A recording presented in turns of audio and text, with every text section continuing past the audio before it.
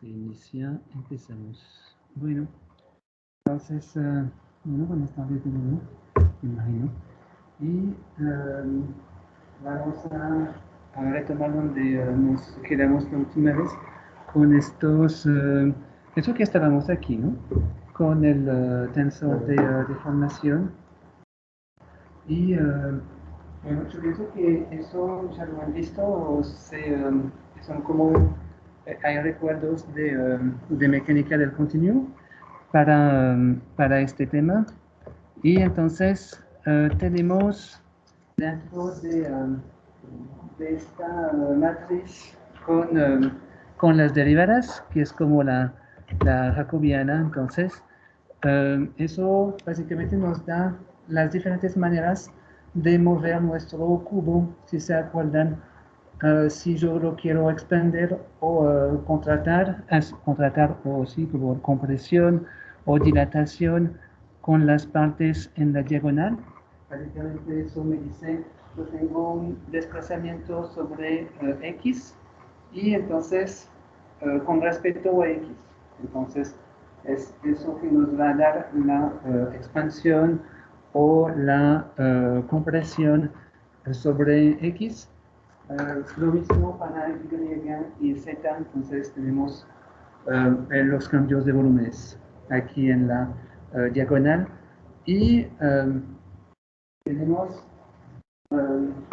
partes de cizaña, cosas que van a cambiar la forma sin cambiar el volumen. Entonces, por ejemplo, si hay un cubo que está más o menos, por ejemplo, así, es que para ellos no es muy fácil de ver, pero entonces después se inclina así, así, o si se inclina así, así, o así en las tres dimensiones, es que tenemos más de una deformación a la vez. Por ejemplo, si tenemos algo así.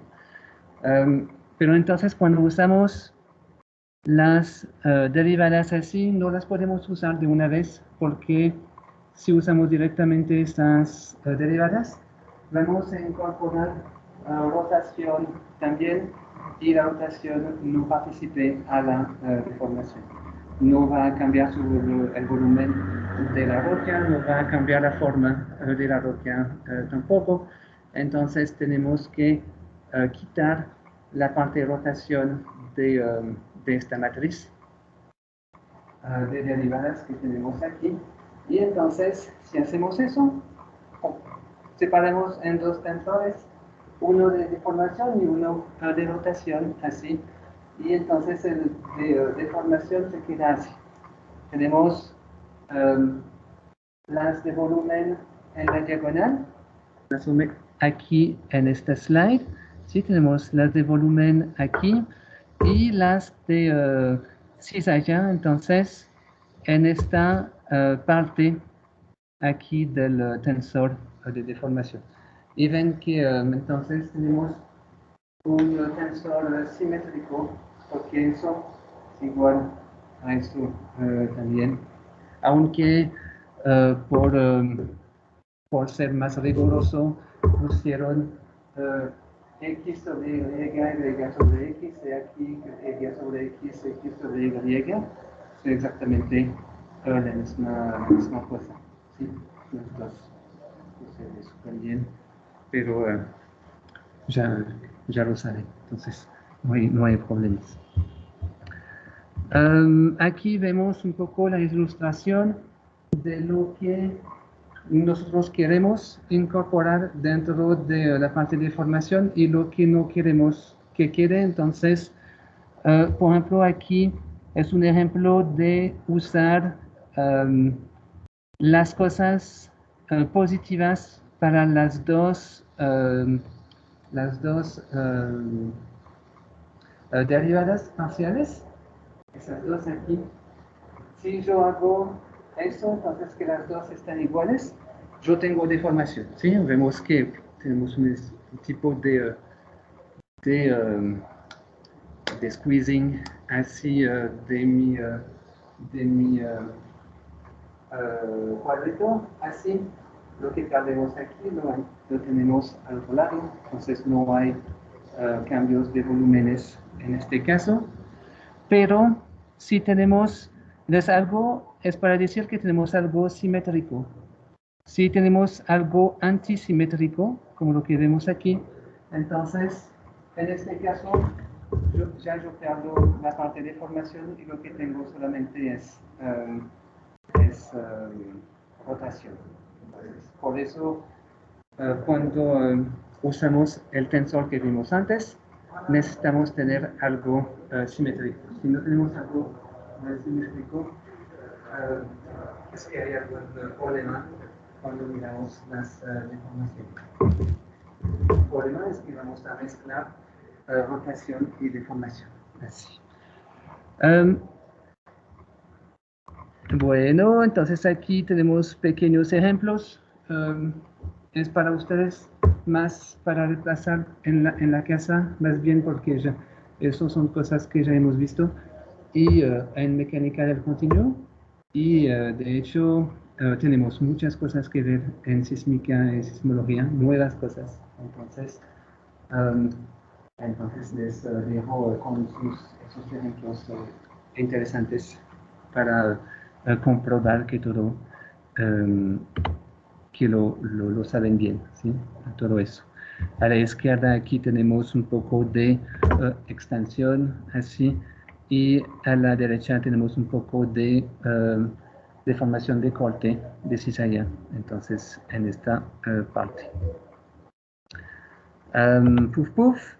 Aquí tenemos casos un poco más difíciles, entonces con dos derivadas a la vez para describir la deformación de mi material en dos dimensiones todavía. Entonces, así tenemos. Eso es de volumen, entonces, aquí con una compresión, entonces, no sé exactamente cómo decir, squeezing, sí, compresión, pérdida de volumen. Entonces, en este caso, y aquí tenemos la forma del tensor de rotación, solamente para que sepan cómo se ve este tensor. Y ven que es antisimétrico esta vez. Puf, puf. Aquí entonces el ejemplo de la rotación para comprobar. Y entonces ahora sí empezamos con cosas un poco diferentes para nosotros en sísmica, sismología. Es usar o caracterizar un poco estas deformaciones para hablar de las ondas, porque es de lo que vamos a hablar.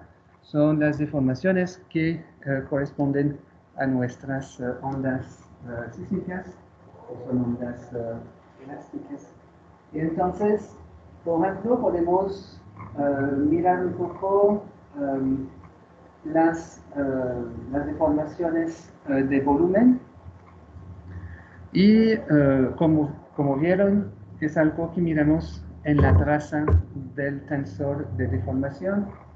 Entonces, por eso tenemos traza aquí del tensor.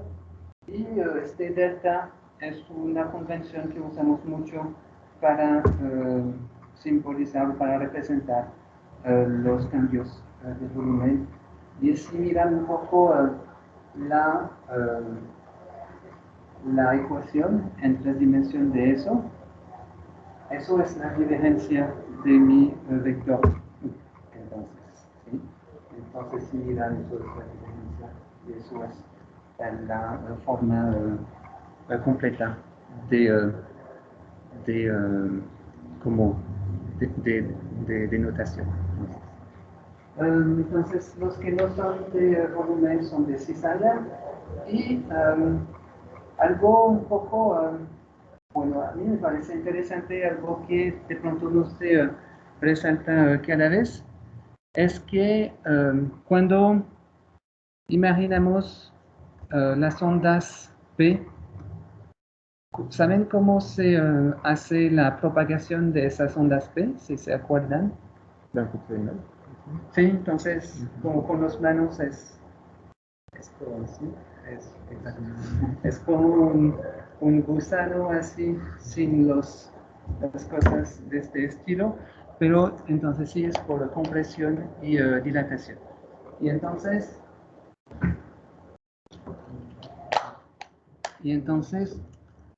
esas dilataciones y compresiones son todos cambios de volúmenes. Entonces, lo que podríamos pensar es que entonces para caracterizar nuestro material, para ver la propagación de las ondas P, que solamente necesitamos conocer la propiedad que es importante para la compresión y la dilatación de mi material. Y de hecho eso no es verdad. Para las ondas P, lo interesante es de ver que cuando tenemos la dilatación, por ejemplo, en el caso de este pequeño cuadro, entonces vemos que entonces, aumenta su tamaño así y tenemos deformaciones de cizalla o no cuando eso pasa. Si les pregunto es que hay una trampita de pronto, entonces sí hay deformaciones de cizalla dentro de este proceso y donde tenemos esas deformaciones para los planos o las líneas que están como en la como dirección de extensión no hay nada de cizalla.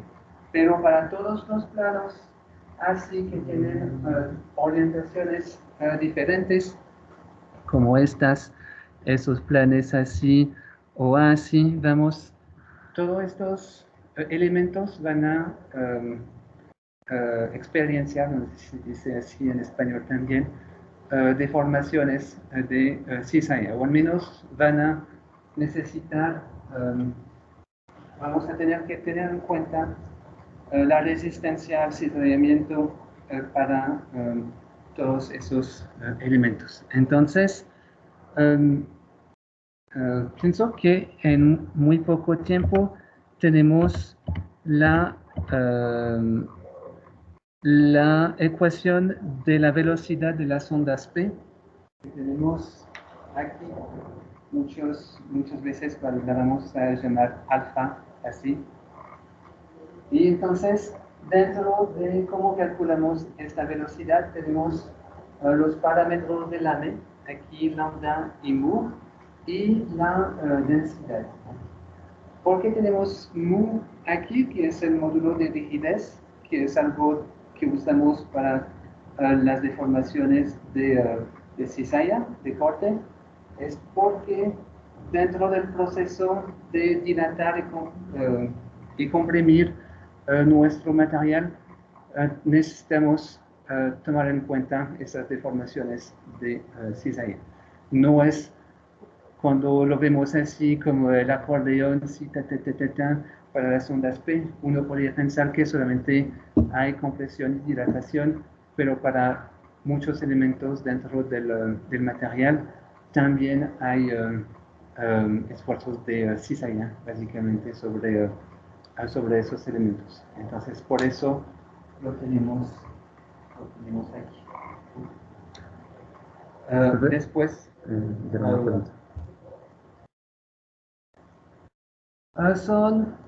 gracias. Sí.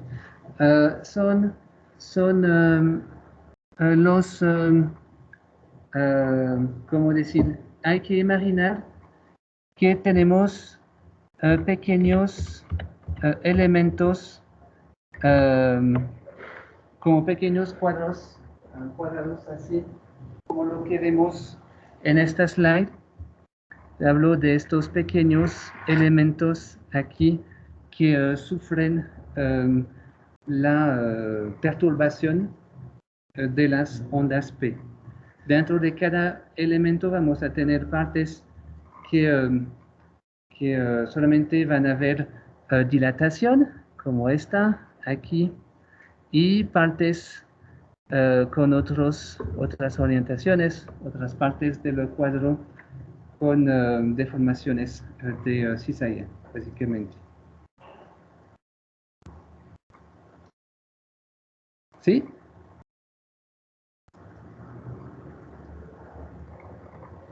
Ok, perfecto. Entonces, es por eso que estas propiedades aparecen dentro de la velocidad de las ondas P. Vieron que para las ondas S solamente hay el módulo de rigidez, no hay componentes de dilatación y compresión. Bueno, aquí tenemos un pequeño ejemplo de, de una onda de cizalla, entonces una onda S. Eso es teórico, aunque no hemos hablado mucho de las ondas S, no es muy importante. Hay que ver básicamente el setup del ejercicio para, para este ejercicio, para contestar. Entonces, nosotros lo que queremos es una onda que se propaga hacia los valores de X positivos, entonces en esta dirección, aquí, y tenemos movimientos de una onda S a lo largo de esta propagación, y entonces esos movimientos los formalizamos con una ecuación tipo esta. Aquí es un seno, podría ser un coseno, eso no es muy importante, vamos a ver después por qué. Y dentro de esta ecuación tenemos una parte amplitud con este A que tenemos aquí, una parte 2 pi y una parte que en este caso es una función o sabía que es la frecuencia, en este caso es la frecuencia, porque después vamos a ver una función. Pienso que entonces en este caso frecuencia y algo que incluye tiempo, distancia y velocidad. Aquí C es la velocidad. Entonces, tenemos pequeñas preguntas. ¿Por qué usamos el componente UZ para hablar de la propagación de esta onda mientras se hace hacia la dirección de los X? ¿Cuál es la única derivada parcial no nula si pensamos en el tensor de deformación dentro de este tensor? Aquí estamos en 2D, entonces es un poco más pequeño, hay solamente 4 componentes. ¿Y cuál es el valor de máxima deformación que veremos después? Entonces, pueden tomar como 2 minutos para pensar en al menos las dos primeras preguntas primero. Igual para los de la virtualidad, cuando tienen como una sugestión, no hay problema, los escuchamos también.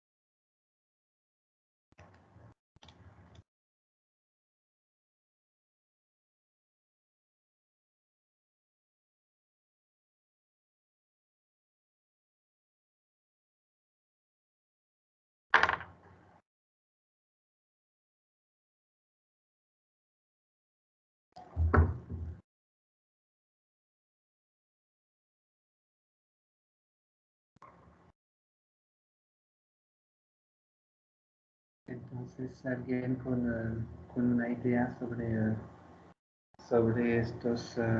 la primera pregunta, ¿por qué usamos el componente UZ en este caso?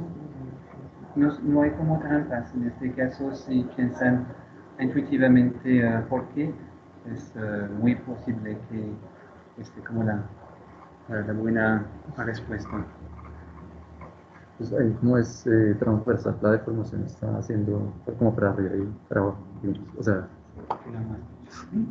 entonces, sí, vemos con este pseudo sign que la deformación, entre comillas, en este caso el desplazamiento, por ahora no hablamos de deformación, el desplazamiento sí se hace sobre esta dirección.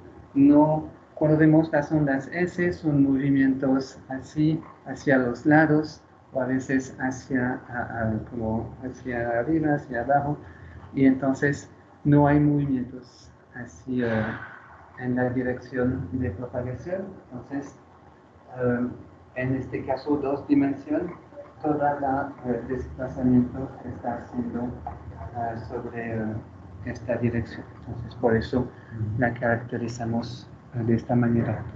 Y entonces, ¿cuál derivada vamos a usar para hablar entonces de la deformación debido a esta onda S? Así. Bueno. a partir de UX, de X. ¿Seguro? ¿Cuáles derivadas parciales tenemos que considerar en este caso? Si hacemos como mentalmente nuestro tensor de deformación, ¿cuál derivada podríamos tener dentro de este tensor? La de Z respecto a X.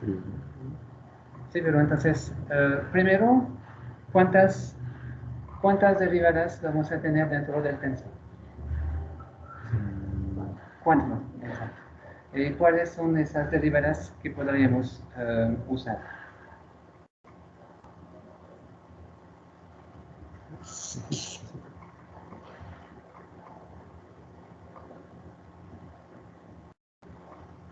Entonces, podemos tener du X sería XX, XZ, XZ, luego ZX ZX y ZZ. Entonces, no tenemos, bueno, hay que combinarlas para las de corte después, pero son las únicas que vamos a considerar para que entren dentro de nuestro tensor. Y entonces, las únicas, dijeron, son dux sobre x, dux sobre z, duz sobre x y duz sobre z, ¿sí? Cada vez con derivadas parciales. ¿Cuáles son y cuál hace en este caso? Sí, entonces, ¿qué no vamos a usar? Las de volumen, o sea, las que son iguales. Sí, por ejemplo, las de volumen, aquí podemos ver o saber que en las ondas S no hay cambios de volumen. Entonces, dux sobre x y duz sobre z no nos interesan en este caso. Y entonces, porque entonces están igual a 0, esas dos. Y entonces, ¿cuál de las dos vamos a usar en este caso? No son las mismas, no son las mismas. No son las mismas porque hay una que incluye UX y la otra UZ. ¿Sí? Entonces, pero en el tensor no era simétrico. Sí, pero no es que podemos reemplazar una derivada por la otra tampoco. ¿Sí? Van a caer en el mismo lugar, pero no son las mismas derivadas, porque hay una que nos dice, por ejemplo, que tenemos un cambio sobre X, entonces de esta manera, y la otra que nos dice que tenemos un cambio así. Entonces, aunque si van a llegar al mismo punto, necesitamos usar la que corresponde bien a las deformaciones que vemos. Entonces tenemos dos posibilidades de ux sobre dz, de uz sobre dx. Vamos a usar los dos o solamente una, y cuál o cuáles entonces.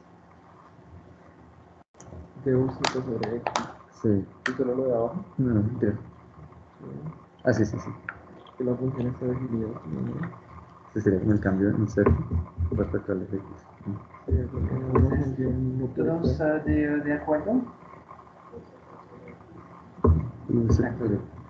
Entonces, el componente ux en este caso tiene valor de 0, no hay desplazamiento sobre x. Entonces, la única derivada que vamos a considerar de la matriz que conocemos es duz sobre dx. Así. Es la única que nos va a interesar para hablar de nuestra deformación. Si hubiéramos tenido, no sé, unos desplazamientos sobre la dirección X, entonces de pronto hubiéramos usado más derivadas, pero en este caso hay solamente una. Entonces, aquí tenemos la parte que sigue. Lo que hicimos en esta slide es de usar solamente duz sobre dx. Yo no sé si tienen una manera de decirlo en español para decir que son derivadas parciales. Entonces decimos d ronditas, así, d ronditas, porque hay una cantidad aquí. Solamente para decirles que digo duz pensando en derivadas parciales, ¿sí? No hay derivadas complicadas. Entonces, esto lo que ven de esta ecuación es sencillamente haciendo la derivada de la ecuación que tenemos aquí y básicamente reponiendo el resultado aquí, ¿sí? Si ven, si la hacen en la casa después, van a tener algo así. Y entonces, cuando les preguntamos la deformación máxima, en este caso, podrían hacer igual a 0 y ver que entonces eso ocurre cuando el cos de x está igual a -1, pero es más directo en este caso. Sabemos que el coseno va a oscilar entre 1 menos 1 y entonces solamente vamos a considerar esta parte aquí de amplitud, de hecho de nuestro coseno. Entonces, el máximo ocurre cuando tenemos esta ecuación aquí, esta ecuación con entonces 2pi la frecuencia, la amplitud sobre la velocidad de nuestra onda. Aquí puse parámetros típicos para ondas que podríamos tener durante la propagación después de un sismo, por ejemplo. Entonces, una frecuencia de 2 Hz, una velocidad de 3.14 eso es una velocidad de ondas S, 14 y 1 milímetro, que hace como un muy pequeño desplazamiento así de 1 milímetro. Yo no sé exactamente cuánto sería cuando nosotros sentemos los sismos aquí en Bogotá, pero los sentimos un poco así.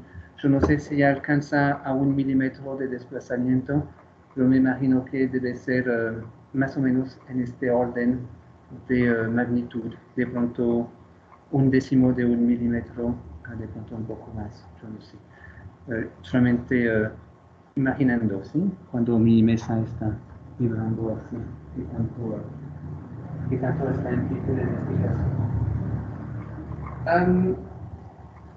Ponemos estos parámetros dentro de esta ecuación y obtenemos el máximo de mi derivada, así, y que ponemos dentro de mi tensor de esfuerzos que tenemos aquí. Ven que la dividimos por 2 porque se acuerdan que hay 1 sobre 2 en paréntesis, una derivada plus la otra derivada, una que está igual a 0 y la otra que está igual a 4 10 menos 6. Así. Y bueno, aquí es en 3D. Hubiera sido mejor tenerlo en 2D para ser más, un poco mejor, entre comillas. Pero así sería para ver el tipo de desplazamiento tenemos, deducir cuál derivada deberíamos usar y después poner el valor de esta derivada dentro del tensor de desplazamientos. Bueno, ¿hubo preguntas sobre este ejercicio? ¿En la virtualidad tienen preguntas?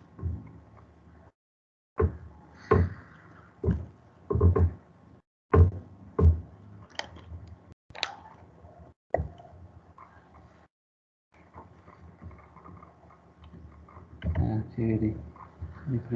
Me contestan. Eso es la gran cosa de las cosas en bueno, gracias. Entonces, seguimos.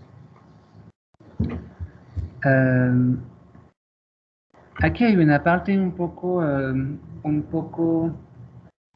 ecuación, porque vamos a llegar a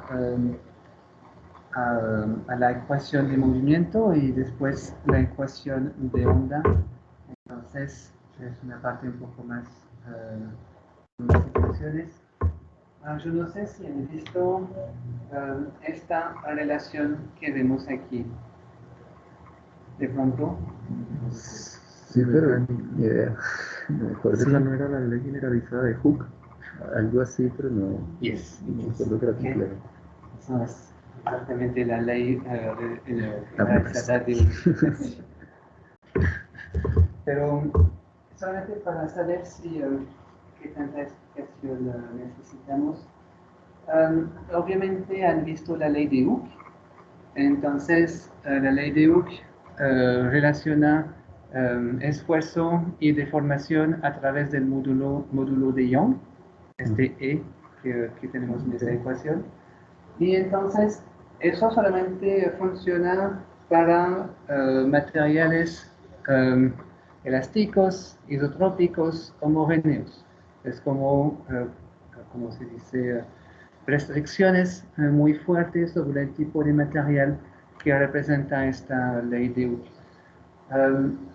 Esta ley generalizada de Hooke, aquí hablamos de materiales elásticos, de nuevo, pero pueden tener anisotropía dentro de este material. Pero yo no pienso que pueden tener heterogeneidades, al menos en la parte del material que consideramos.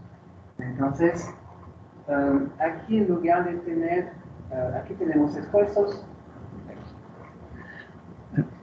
Aquí tenemos los esfuerzos. Tenemos el tensor de deformación en el otro lado. Y en la mitad tenemos, en lugar del módulo de Young, un tensor. A veces lo llaman el tensor elástico, en inglés también el compliance tensor. Tiene muchos más componentes que los demás tensores que hemos visto hasta ahora. Y entonces es un tensor de cuarto orden, en este caso, de 9 por 9, entonces 81 componentes, así. Pero con esta formalización podemos hablar de cualquier tipo de anisotropía de nuestro material. Les damos eso, pero obviamente vamos a simplificar el problema mucho para hablar de nuestros casos en el futuro. ¿Qué te parece?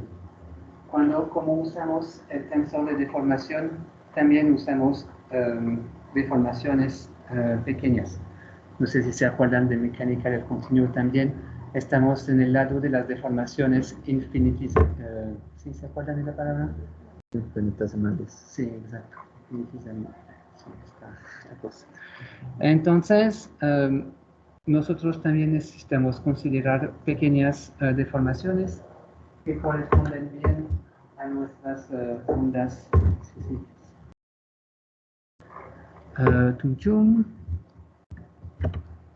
Bueno, entonces hay aquí un poco de los datos que que mencionábamos.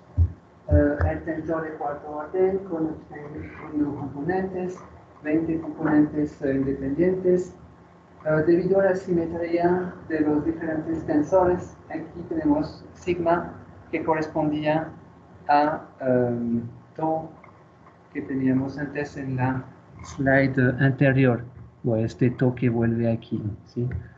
En este caso los dos significan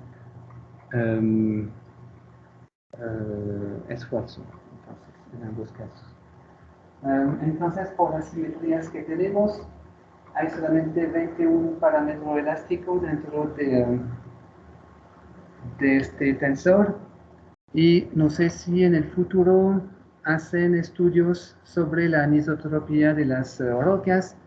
A veces van a introducir diferentes tipos de simetrías, por ejemplo, simetrías horizontales o verticales dentro de las rocas para bajar este número de parámetros aquí. Porque encontrar casos con observaciones con las cuales podemos calcular o estimar esos parámetros es muy complicado. Entonces, la gente hace muchas simplificaciones para reducir el número de parámetros que se necesita para caracterizar la anisotropía. Por ejemplo, en capas o en fracturas, así son tipos de anisotropía especiales. Casi como siempre en este curso vamos a hablar de un material isotrópico y entonces cuando usamos eso nos reducimos a los parámetros de Lame, que son lambda y el módulo de rigidez, así, este shear modulus que usamos en todas partes. Entonces, nosotros no vamos a usar esta formulación con el tensor elástico, sería muy complicado y para muchos de los casos no es necesario, básicamente. Entonces, aquí lo que tenemos en esta última ecuación es una relación entre los esfuerzos que tenemos aquí, los diferentes componentes de los esfuerzos que tenemos aquí, con una parte aquí de lambda, con este Kronecker delta, el delta de Kronecker que de pronto han visto en otros cursos. Y entonces, aquí vemos una parte del tensor de deformación que corresponde a las cosas de volumen, por ejemplo, XX, YY, ZZ, aquí es lo que tenemos. Y otra parte con el módulo de rigidez, el shear modulus, que entonces incluye todos los componentes del tensor aquí. Entonces, eso sí no lo mencioné, pero eso es la relación constitutiva para nuestro material elástico isotrópico homogéneo. Así, básicamente. Y es la que vamos a usar dentro de nuestra ecuación de movimiento. ¿Este delta qué era lo que significaba? Es el delta de Kronecker. Básicamente está igual a 1 cuando y J son iguales y igual a 0 cuando son diferentes.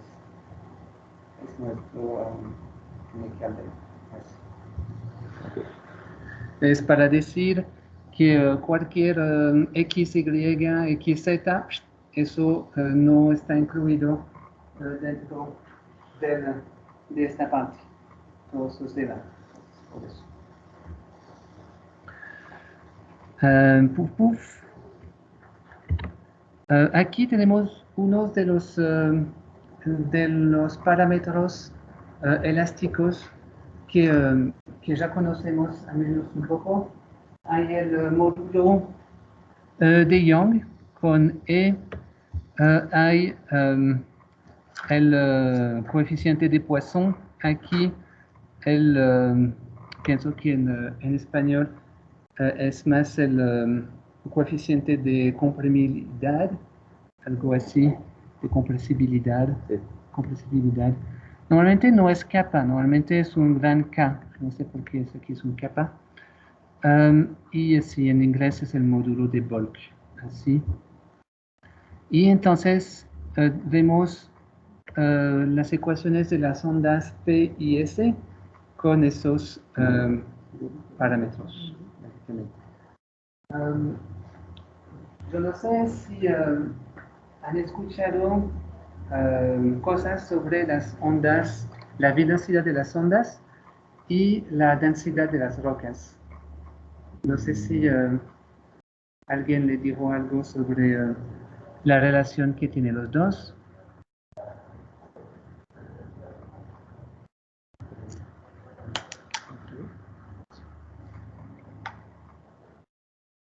¿El ρ es un parámetro de la ME o es densidad?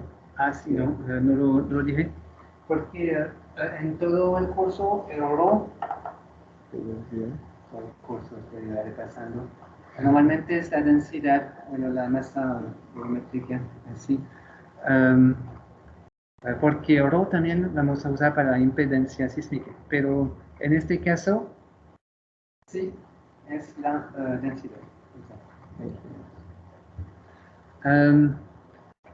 Puf, puf. Entonces, no sé si, pienso que han escuchado en otros cursos o de pronto en general, qué está pasando para las velocidades sísmicas cuando aumentamos la densidad. La velocidad está aumentando, está bajando.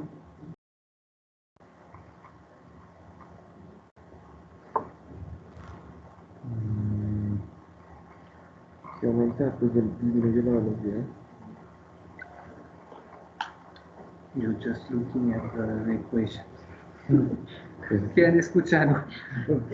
Por lo menos con la onda P, digamos, la intuición que tenía, Sí. Por ejemplo, sí. Así precisamente como las ondas acústicas, que cuando el medio es como más denso, tienen como más facilidad de propagarse. Sí, O sea, y por eso más velocidad.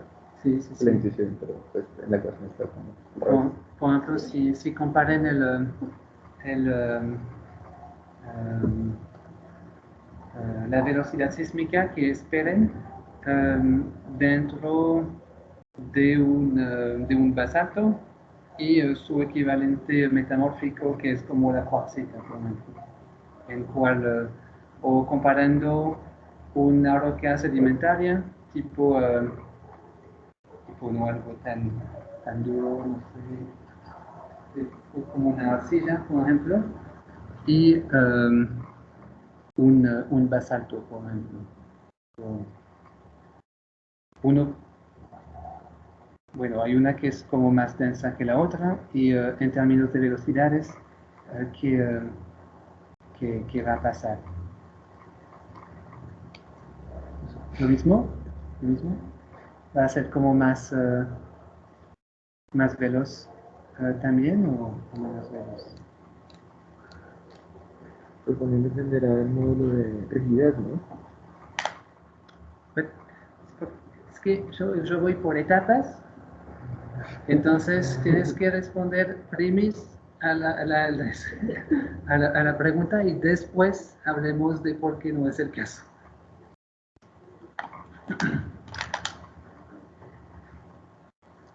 Entonces, entonces sí, bueno, normalmente es que no hay mucho en geociencias y yo no sé de pronto dónde hubieran podido escuchar sobre eso, pero generalmente cuando aumentamos la densidad, aumenta la velocidad. ¿Sí? Van a ver, si hacen una búsqueda Google después, van a ver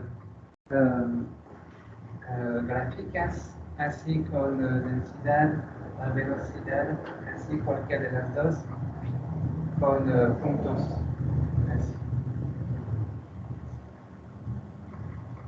Entonces, eso es real cuando tenemos una aumentación de la densidad, generalmente tenemos velocidades sísmicas también más altas. Pero entonces eso es un poco contraintuitivo cuando miramos las ecuaciones de las ondas sísmicas. Entonces, ¿por qué tenemos velocidades más altas cuando aumentamos la densidad? ¿Sí? ¿Por qué? ¿Por qué entonces está pasando eso? Que eso es real, ¿sí? Entonces, ¿por qué la gente lo usa? Obviamente, eso es bien, pero ¿qué está pasando? ¿Por qué tenemos velocidades más altas con densidades más altas también? ¿Qué podría pasar? Solamente mirando las ecuaciones que tenemos aquí. Pero las ecuaciones se contradicen. Sí, pero ¿cómo puedes hacer para hacer que no se contradicen entre observación y ecuación? Multiplicando por lo cuadrado. No está permitido eso. No puedes A ambos lados. multiplicar por la densidad cuadrada. Tengo una sustitución, pero no sé. No es necesario como usar las que están aquí, solamente es algo que está pasando cuando aumentamos la densidad y que hace que, en fin, tenemos una velocidad más alta. Pues sería hacer que los valores del numerador también aumenten. Sí, no sé si han escuchado, sí, piensan, les parece coherente de aumentar el numerador a la misma vez, sí. Bueno, entonces, en este caso, lo que no nos dicen, lo que está como por detrás de esta gráfica de la aumentación de las velocidades con la profundidad, es también que los parámetros de la ME también aumentan con la densidad y aumentan el efecto de estos parámetros es más importante que el efecto de las densidades. Si por ejemplo cuando yo multiplico la densidad por 2, yo multiplico por 4 los parámetros del AME, entonces en fin yo voy a multiplicar por square root de 2, entonces mi velocidad sísmica. Así. Entonces, es como medio importante saber eso porque a veces hay ejemplos en los cuales tenemos una roca un poco especial donde vamos a bajar la densidad y vamos a una roca de menor densidad que tiene una velocidad sísmica muy alta. Entonces eso pasa también y hay que pensar que en estas ecuaciones tenemos dos partes, una parte densidad y una parte parámetros elásticos. Así. Entonces, cuando vamos a hablar de esta roca especial, que es la sal, ¿sí?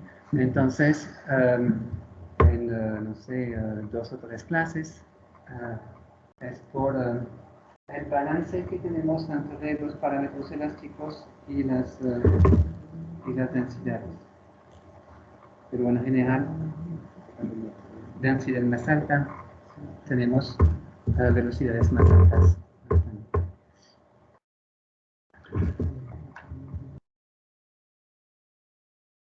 Bueno, entonces esos son ejercicios que quieren hacer, como si se acuerdan del ejercicio que está al inicio de la presentación. No vamos a hacer ahora, es básicamente reusar el mismo procesamiento para hacer otros casos, por ejemplo, con fallas orientadas diferentemente, en lugar de estar a 45 grados, está como a 30 o a 90. Eso solamente cambia la normal al plano. Hay que tomar en cuenta esta nueva normal y ajustar entonces la multiplicación que van a hacer. Si quieren hacerlo en la casa. Aquí es el caso de la falla a 45 grados. Es un ejercicio de Shiver, si quieren como ver el desarrollo completo que está allá. Sí, entonces cuando cambiamos la orientación de la falla, es esta parte que va a cambiar. Entonces, en la parte de la dirección de la normal al plano que tenemos aquí. Bueno, es que es como muy directo, entonces. Okay. ¿Preguntas sobre esta parte? Para como tomar 5 o 10 segundos de Ya me iba a levantar. de descanso un poco. Aquí no me dijo que esto puede ser.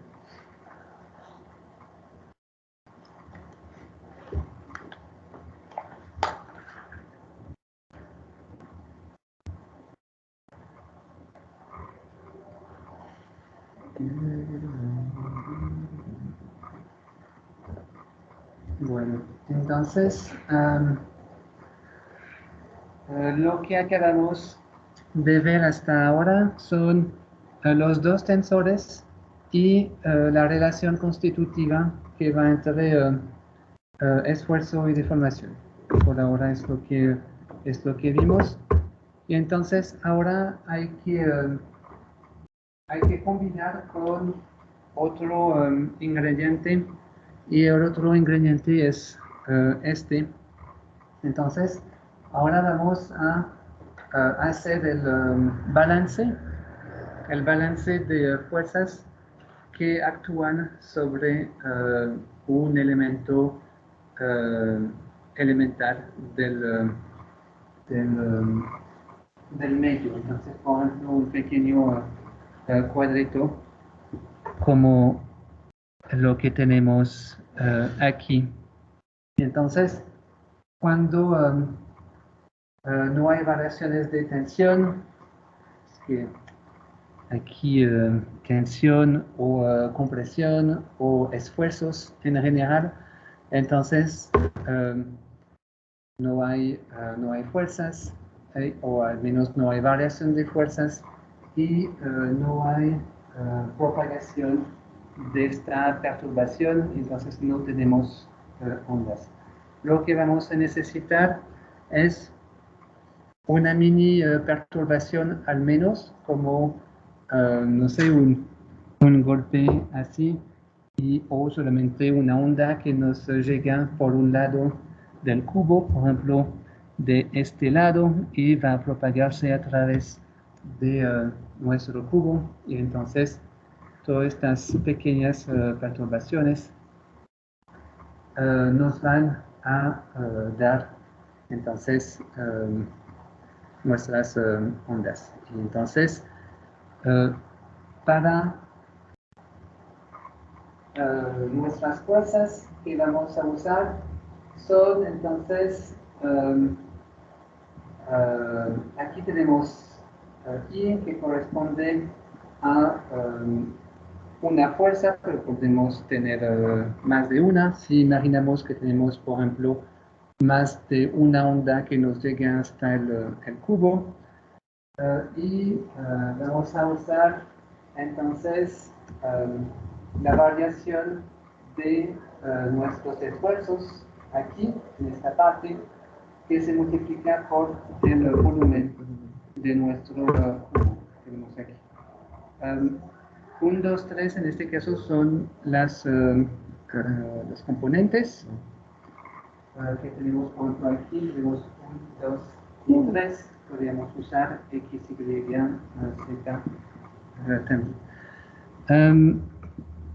Entonces, para nuestras fuerzas vamos a usar esta ecuación que nos da entonces la variación de nuestros esfuerzos dentro de nuestro volumen elemental aquí, y eso es la misma representación de esta suma, eso que se llama la notación de Einstein, pero no estoy completamente seguro. Y entonces, ahora vamos a ver un poco los tipos de fuerzas que vamos a considerar. En general,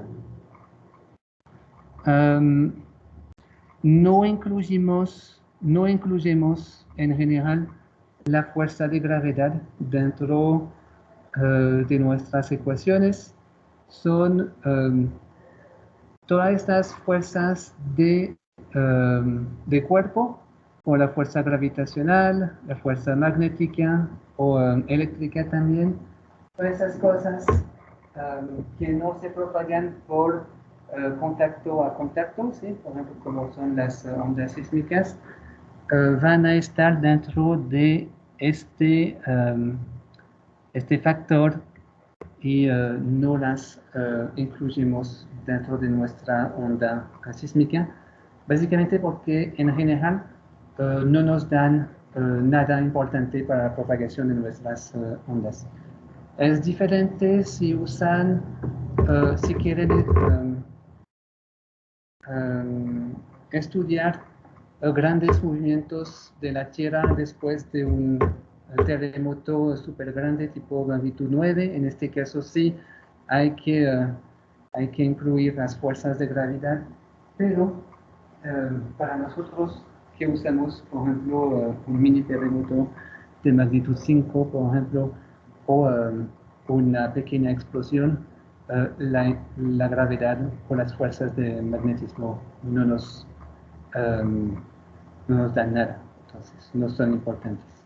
Entonces las podemos quitar de la ecuación.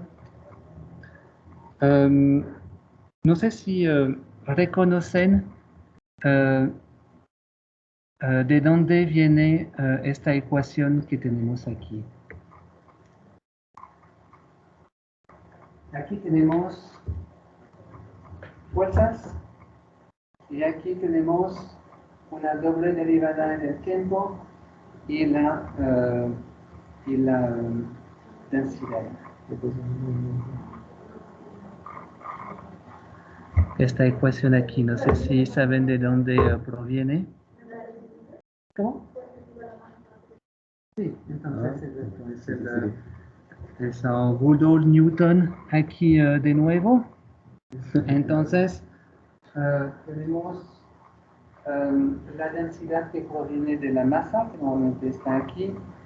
Tenemos nuestra aceleración, la doble derivada en el tiempo, y el otro lado tenemos nuestras fuerzas. Entonces aquí son las variaciones de esfuerzos y nuestras fuerzas de cuerpo que quitamos porque no son importantes para nosotros en este caso.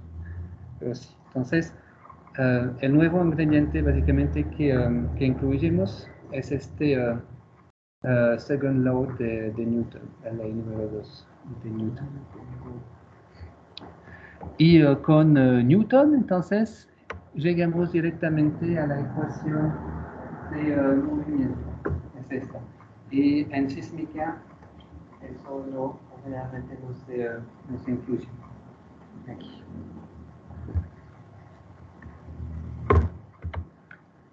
Entonces, ahora para llegar a la ecuación de onda, solamente necesitamos un paso más y queríamos básicamente hacer esos cambios. Queríamos cambiar el término de esfuerzo que está aquí. Queríamos relacionar la ecuación con materiales elásticos. Aquí solamente tenemos la densidad y queríamos relacionar tiempo y espacio. Y entonces si incluimos todas esas partes, llegaríamos a la ecuación de onda. Entonces, desde este punto de partida, ¿qué necesitamos usar? Desde esta ecuación, ¿qué necesitamos usar para pues aquí, para llegar a la ecuación de onda? Corresponde a hacer todos esos cambios. Era delta. ¿Cuál es? Este de aquí. No. Espera. No, sí es delta acá. Tenemos que combinar algo que ya hemos visto con esta ecuación.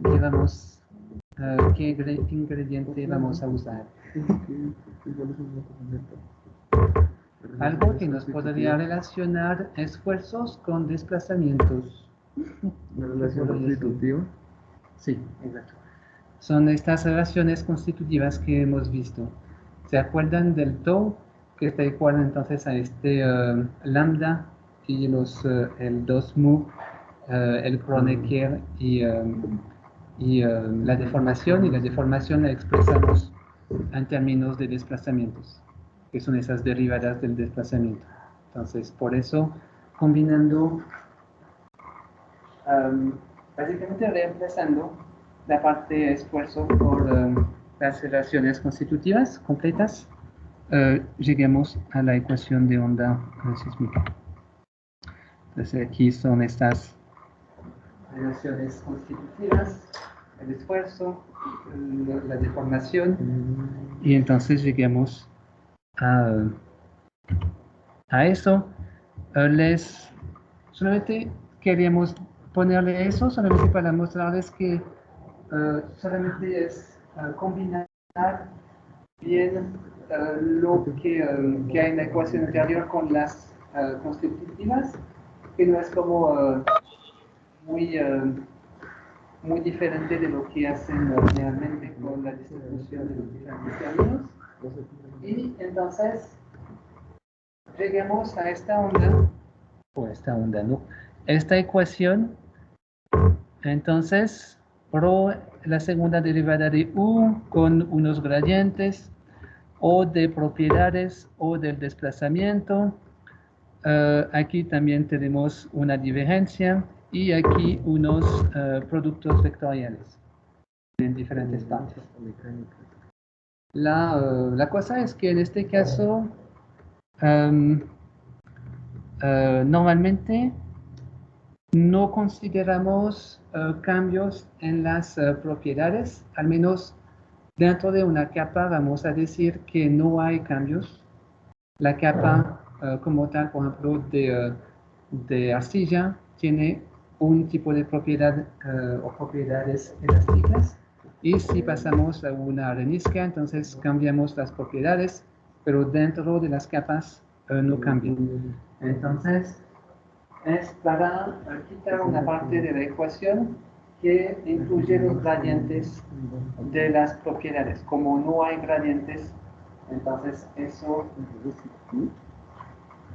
esta parte aquí se va y esta parte también se va porque no hay gradientes de las propiedades.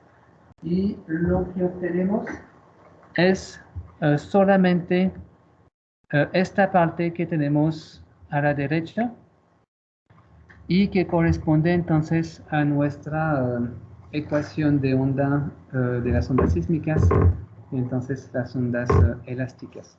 Tenemos densidad, doble derivada en tiempo, el gradiente de la divergencia y el producto vectorial del desplazamiento con nuestros parámetros elásticos aquí. Entonces, de pronto va a ver un poco diferente de esta, pero a mí me gusta porque todo está en forma matricial y bien compacta, así que nos dice todos los componentes de la onda elástica. Entonces, pienso que la próxima vez vamos a empezar con eso, con diferentes partes aquí. No sé si tienen una pregunta sobre esta parte hasta ahora. Parece la ecuación de Navier-Stokes. ¿Cómo? Parece la de Navier-Stokes. Ah, sí, de pronto un